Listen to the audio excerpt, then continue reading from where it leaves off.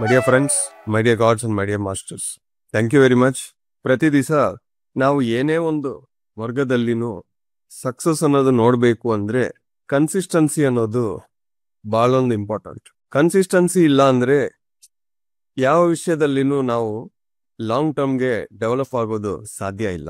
ಯಾವುದೋ ಒಂದ್ ದಿವಸ ಮಾಡಿ ಆಮೇಲೆ ಬಿಟ್ರೆ, ಗ್ಯಾಪ್ ಕೊಟ್ರೆ, ಆ ಕನ್ಸಿಸ್ಟೆನ್ಸಿ ಇಲ್ಲ ಅಂದ್ರೆ ಏನೇ ಕೆಲಸ ಆಗ್ಲಿ, ಏನೇ ಡಿವಿಷನ್ ಆಗ್ಲಿ, ಏನೇ ಪ್ರೊಫೆಷನ್ ಆಗ್ಲಿ, ನಾವು ಸಕ್ಸಸ್ ಅನ್ನೋದು ನೋಡೋದು ಸಾಧ್ಯ ಆಗಲ್ಲ.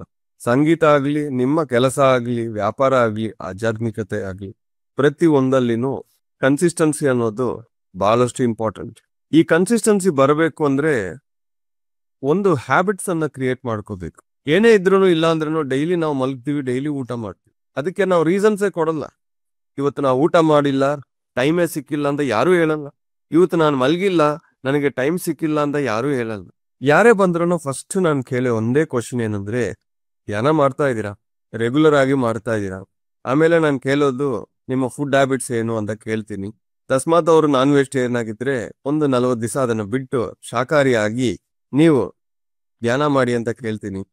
ಆಮೇಲೆ ನಾವು ಹೇಳ್ತೀವಿ ಧ್ಯಾನ ಮಾಡಿ ಅಂತ, ಬಟ್ ಅವರಿಗೆ ಒಂದು ಪ್ಲಾಟ್ಫಾರ್ಮ್ ಕ್ರಿಯೇಟ್ ಮಾಡಬೇಕು, ಪ್ರತಿ ದಿವಸ ಅವರು ಜಾಯಿನ್ ಆಗಿ ಮಾಡೋಕೆ. ಆ ಒಂದು ಉದ್ದೇಶಕ್ಕೆ ಈ ಒಂದು ಮೆಡಿಟೇಷನ್ 365 11 o'clock ಸೆಷನ್ ಅನ್ನೋದು ಶುರು ಮಾಡಿ. ಇದರ ಮುಖ್ಯ ಉದ್ದೇಶ ಏನು ಅಂದ್ರೆ, ಎಲ್ಲಾರು ಬರಬೇಕು, 1000 ಜನ ಬರಬೇಕು, ಕೌಂಟ್ ಬರಬೇಕು ಅಂತ ಇಲ್ಲ. ಪ್ರತಿ ದಿವಸ ಪ್ರತಿಯೊಬ್ಬರು ಬಂದು ಗ್ರೂಪ್ ಮೆಡಿಟೇಷನ್ ಮಾಡೋಕೆ ಒಂದು ಪ್ಲಾಟ್ಫಾರ್ಮ್ ಇರಬೇಕು ಅಷ್ಟೇ. ಬಟ್ ಇದನ್ನ ಒಂದ್ ದಿವಸನೂ ನಾವು ಗ್ಯಾಪ್ ಕೊಡಬಾರದು, ಕನ್ಸಿಸ್ಟೆಂಟ್ ಆಗಿ ರನ್ ಮಾಡಬೇಕು. ಆ ಕನ್ಸಿಸ್ಟೆನ್ಸಿ ಇದ್ರೆ ಮಾತ್ರನೇ ಲಾಂಗ್ ಟರ್ಮ್ಗೆ ನಾವು ರಿಸಲ್ಟ್ಸ್ ನೋಡ್ಬೋದು. ಈಗ ಪ್ರತಿಯೊಂದು ಪ್ರೊಫೆಷನ್ಸ್ ಅಲ್ಲಿನೂ ಸಕ್ಸಸ್ ಆಗಿರೋರು ಎಷ್ಟೋ ಜನ ಇದ್ದಾರೋ, ಅವ್ರ ಹತ್ರ ನೀವು ಕುತ್ಕೊಂಡು ನಿಮ್ಮ ಸಕ್ಸಸ್ಗೆ ರೀಸನ್ ಏನು ಅಂತ ನೀವು ಕೇಳಿದ್ರೆ ಅವ್ರೊಂದೇ ಹೇಳ್ತಾರೋ, ತುಂಬಾ ವರ್ಷಗಳಿಂದ ಇದು ಕನ್ಸಿಸ್ಟೆಂಟ್ ಆಗಿ ಮಾಡಿದೀನಿ, ಅದಕ್ಕೆ ನಾನು ಸಕ್ಸಸ್ ನೋಡಿದ್ದೀನಿ. ಬರೀ ಶಾರ್ಟ್ ಟೈಮ್ ಅಲ್ಲಿ ಏನಾದ್ರು ನಮಗೆ ಸಿಕ್ಕರೆ ಅದರ ವ್ಯಾಲ್ಯೂ ನಮಗೆ ಗೊತ್ತಾಗಲ್ಲ. ಎರಡನೇದು ಅದು ನಿಲ್ಸಲ್ಲ, ಅದು ಹೋಗ್ಬಿಡುತ್ತೆ. Slow and study, consistent, long term ಏನೇ ಇದ್ರೇನು ಅದು ಪರ್ಮನೆಂಟ್ ಆಗಿ ನಮ್ ಜೊತೆ ಇರುತ್ತೆ. ಈ 22 ವರ್ಷ ಈ ಆಧ್ಯಾತ್ಮಿಕ ಪ್ರಯಾಣದಲ್ಲಿ ಎಷ್ಟೋ ಜನ ನನಗೆ ಹತ್ರ ಬಂದ್ರು, ಎಷ್ಟೋ ವಿಷಯಗಳು ಕಲ್ದಿದ್ರು, ಆಮೇಲೆ ಹೊರಟೋಗಿದ್ರು. ಎಷ್ಟೋ ವಾಲಂಟಿಯರ್ಸ್ ಬಂದ್ರು, ಎಷ್ಟೋ ಸರ್ವಿಸಸ್ ಕೊಟ್ರು. ನೀವೇ ಸರ್ ನಮಗೆ ಎಲ್ಲ ಅಂತ ಹೇಳಿದ್ರು, ಆಮೇಲೆ ನನ್ನ ಫೋನ್ ನಂಬರ್ ಬ್ಲಾಕ್ ಮಾಡಿಬಿಟ್ಟು ಹೋಗ್ಬಿಟ್ಟು ನನ್ನ ಕೊನೆ ಉಸಿರು ತನಕ ನೀವೇ ಸರ್ ಅನ್ನೋರು ನನ್ನ ಬಗ್ಗೆ ದುರ್ಪ್ರಚಾರ ಮಾಡ್ತಾ ಇದ್ರು. ಅಂದ್ರೆ ಬರ್ತಾರು ಹೋಗ್ತಾರು. ಅದಕ್ಕೆ ಪತ್ರಿಜಿಯವರು ಇದಕ್ಕೆ ಏನ್ ಹೆಸರಿಟ್ಟರು ಅಂದ್ರೆ ಪಿರಮಿಡ್ ಸ್ಪಿರಿಚುವಲ್ ಸೊಸೈಟೀಸ್ ಮೂವ್ಮೆಂಟ್ ಅಂದ್ರು. ಮೂವ್ಮೆಂಟ್ ಅಂದ್ರೆ ಏನು? ಒಂದು ಗಂಗಾ ನದಿ ಹತ್ರ ನೀವು ಕುತ್ಕೊಂಡಿದ್ರೆ ನೀರು ಮೂವ್ ಆಗ್ತಾನೇ ಇರುತ್ತೆ.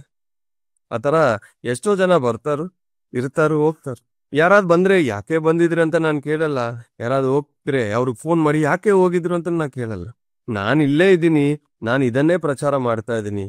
ನಮ್ ಜೊತೆ ಕೊನೆ ತನಕ ಇರೋರು ಯಾವಾಗ್ಲೂ ಫಿಂಗರ್ ಕೌಂಟ್ಸ್ ಅಂತ ಹೇಳ್ತಾರೆ. ಸತ್ಯ ಮಾರ್ಗದಲ್ಲಿ ಕನ್ಸಿಸ್ಟೆಂಟ್ ಆಗಿ ಇರೋದು ತುಂಬಾ ಡಿಫಿಕಲ್ಟ್.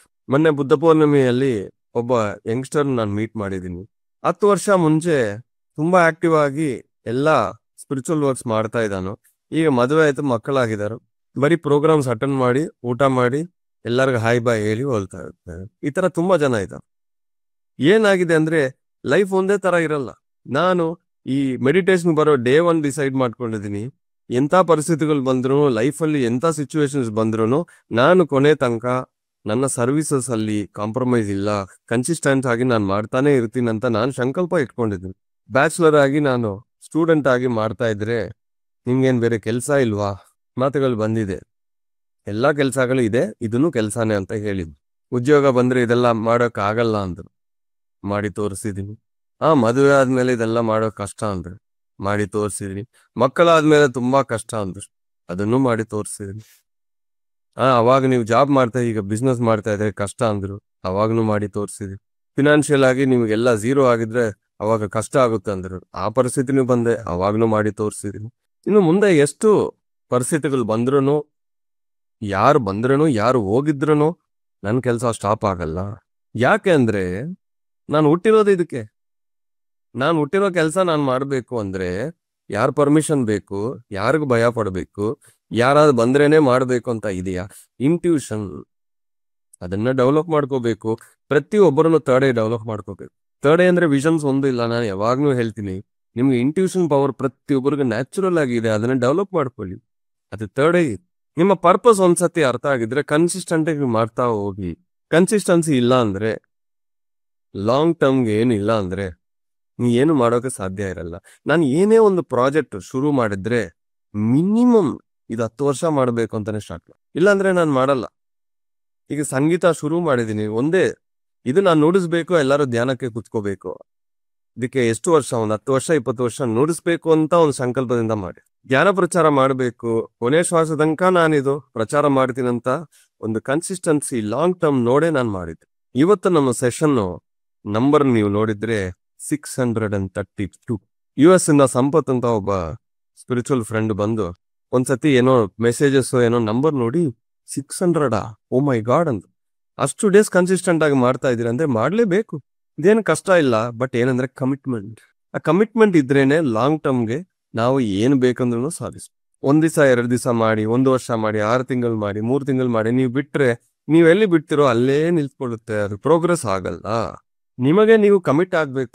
ನಾನು ಇದನ್ನ ಮಾಡ್ತಾ ಇದ್ದೀನಿ, ಕಷ್ಟಗಳು ಬರ್ಲಿ, ಅಡ್ಡಗಳು ಬರ್ಲಿ, ನಷ್ಟಗಳು ಬರ್ಲಿ, ಲಾಭಗಳು ಬರ್ಲಿ, ಜನ ಹೋಗ್ಲಿ, ದುರ್ಪ್ರಚಾರ ಆಗ್ಲಿ, ಯಾರೇ ನಮ್ಮನ್ನು ಹೊಗಳ್ಲಿ, ಯಾರೇ ನಮ್ಮನ್ನ ಏನೇ ಮಾಡ್ಲಿ, ನಾನು ಇದನ್ನ ಕನ್ಸಿಸ್ಟೆಂಟ್ ಆಗಿ ಇಷ್ಟು ವರ್ಷ ಮಾಡ್ತೀನಿ ಅಂತ ನೀವು ಸಂಕಲ್ಪ ಸ್ಟ್ರಾಂಗ್ ಆಗಿರ್ಬೇಕು.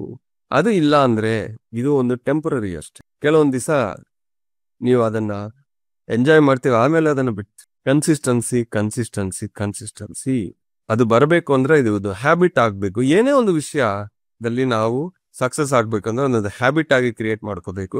ಕಮಿಟ್ಮೆಂಟ್ ಇರಬೇಕು, ಕಮಿಟ್ ಆಗ್ಬೇಕು. ಪ್ರತಿ ದಿವಸ ಏನೋ ಒಂದು ಹೊಸ ವಿಷಯ ನಾವು ಕಲಿತಾ ಇದ್ರೆ ಮೈಂಡ್ ಓಪನ್ ಆಗಿರುತ್ತದೆ, ಕಲಿಯೋದ ಮೇಲೆ ನಮಗೆ ದೃಷ್ಟಿ ಇರುತ್ತದೆ.